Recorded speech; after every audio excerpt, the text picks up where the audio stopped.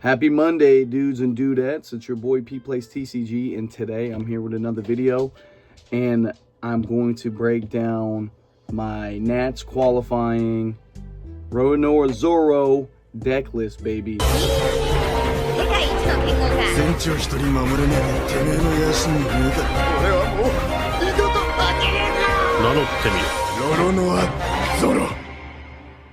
As a former NL player, I was pretty depressed when we caught this stray, but you know, I found I think a second love here. I went from one brain dead deck, so I was traveling down Brain Dead Avenue, and I had to bang a left to Brain Dead Circle, and I'm pretty excited. Early in the season, already getting my Nats invite, so this is my first time qualifying for Nats. I don't really know what the meta is going to look like when we get to Nats. I'm not 100% sure what format we're going to be in. My guess is going to be OP13.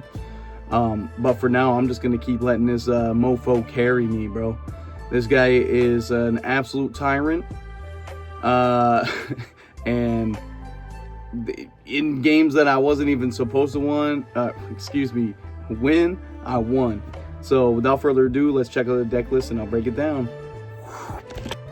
Alright guys, first things first, let me show you the pricing. We pulled the ulti and the promo shanks from the little event packs. And then for getting second place, I got a finalist pack and some sleeves. Here's the sleeves, a little for the Dawn deck. Not bad, like them. I almost think it'd be funny to put with Zoro because they fight so much. All I can think about is F you, Moss Head. And this is the finals pack. I'm not going to open it, but there's 4 cards in here. It's a finalist Arouge, finalist Spandine, finalist Adio, and finalist Nico Olivia. And I wanted to keep the Nico Olivia because I like playing Robin, and I thought it'd be cool to have a finalist card, but I think I'm just going to part ways with it altogether. And yeah, but pretty cool, guys. This is my deck list for my Nats call. Here we go. Like I said, Zoro. If you don't know what Zoro does, Dawn 1 gives your board plus 1k. Just generically good. Alright. Flip this over. Alright. First we'll do the 1-drops. I'm just going to go in numerical order here, all the way down to the events. 4 Nami searchers, lets you find a straw hat other than Nami.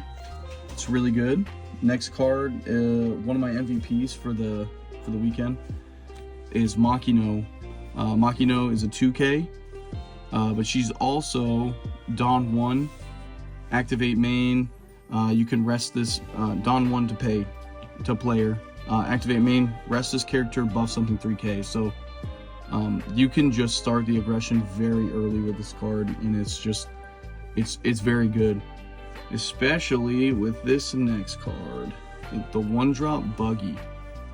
If you guys don't know what this does, he's a cost 1 Dawn to play. He cannot be KO'd by slash characters, and that is very, very important because this card literally won me the game against Blue Buggy, which is just a horrible matchup.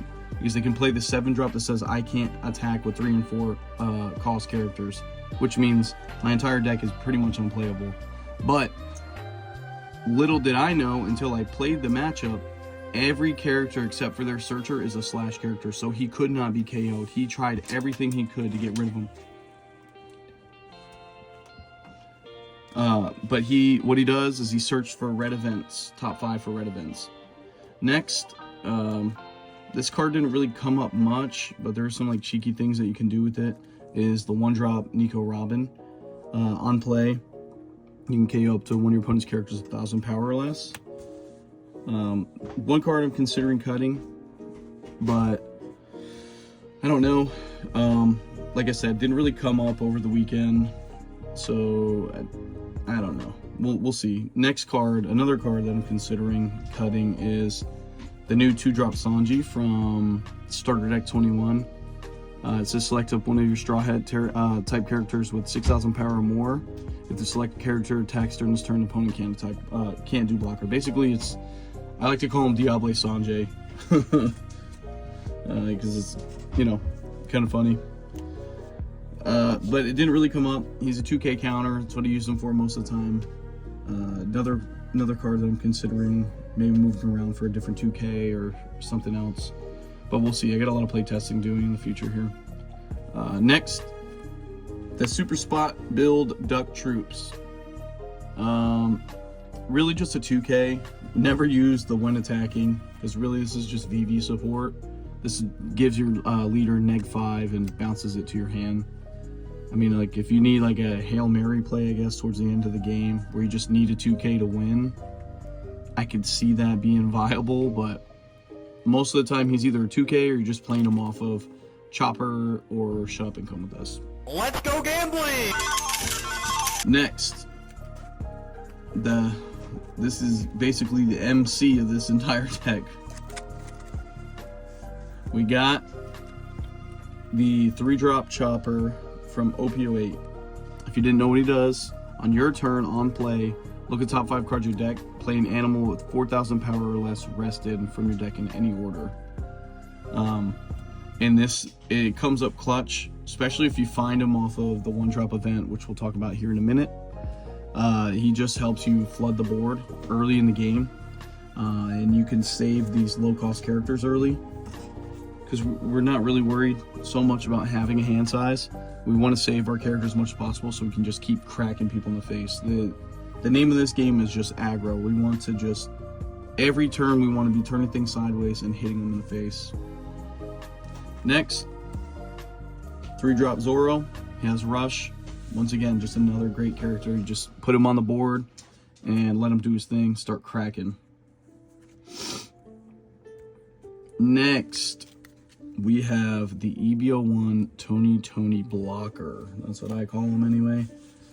Don 2, when attacking, he gives something -3, super big. Like, if you're in a game where you need to like control the board state a little bit, rather than just attacking life, this helps you clear bodies so easily. Like, -3 is huge. -3 is so big, and on top of it's a blocker.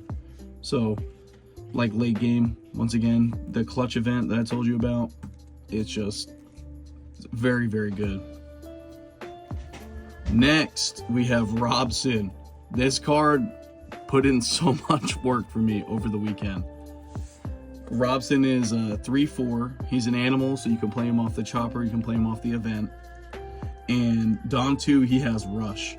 So there's so many games where I could swing out with this, because I could swing 7s with my whole board, and for 5 down I can swing 7 with this character.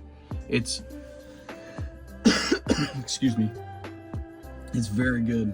1K counter, another low to the ground character that we can just put on the board and crack with. Very, very, very good card, I think, in my opinion. Next is Hiking Bear. Honestly, just a 2K. They only play him off, literally only play him off of the effects. If you guys don't know what he does, is Don 1, activate main, choose one of your animal type characters, and they get 1,000 power during the turn. So, does help you get there if you need it. Next, again, almost at the end of the characters here, guys. I'm running 2 Starter Deck 21 Luffys. This card's very good. Helps you put insane pressure early. Like, if they try to make you go first, on 5, you just play this and you swing. You give a rest to Don to your leader, and then you're cracking for 7. So you can go 7-6 on, you know what, turn 3. So it's not bad. Good card, very useful. My 1-of 5-drop unblockable Luffy. Don 2, when attacking, your opponent can't activate blocker. Card is very clutch, especially against matchups that play a lot of blockers. He comes up into Usopp. Usopp's just a tough matchup for us anyway, but he does come clutch against Usopp. Oh, and Blackbeard. If you get him down low enough, you can really finish the game.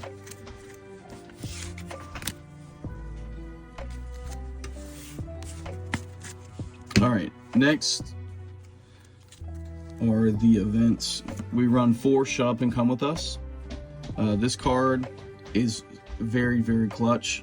You can just start playing out bodies on your opponent's turn, and it plays them active. So you look at the top 5, you play an animal type character if it costs 3 or less, and then you put the rest at the bottom. So this thing is just super clutch, helps you get wide.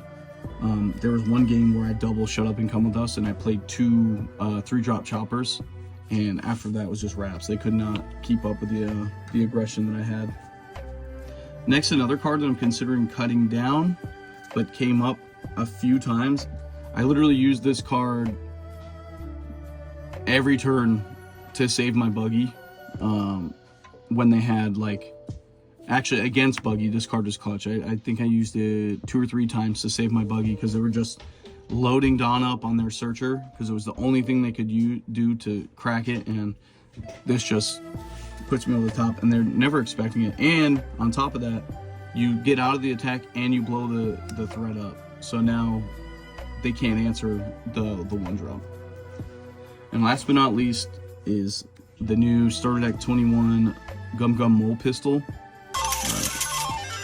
4 Dawn, main, give up to one of your opponent's characters -5 during the turn. Then if you have a character with 6,000 power or more, KO one of your opponent's 2,000 power or less. This helped me in my first round. I played a Reiju. He played ETG on curve, and I just responded to it by playing the Mole Pistol.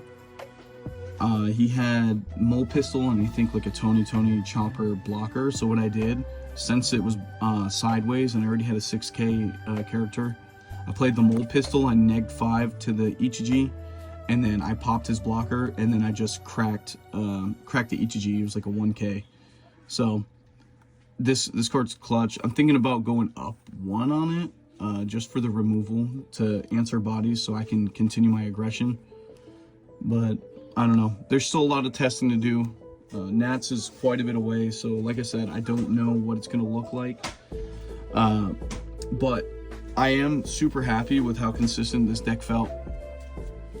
Obviously, I did well enough where I got my Nats invite at the store regional, and I got some finals packs. So overall, really great weekend. I'm very excited, looking forward to heading to Nats, seeing a lot of my friends, and I just want to give a shout out to everyone in the Heart Pirates Discord.